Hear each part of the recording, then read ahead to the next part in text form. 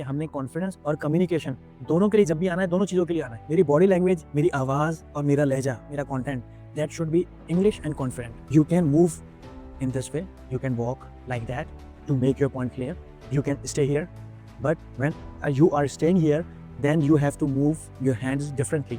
ये शो करेगा कि आपने स्टेज को बड़े अच्छे तरीके से कंट्रोल कर लिया।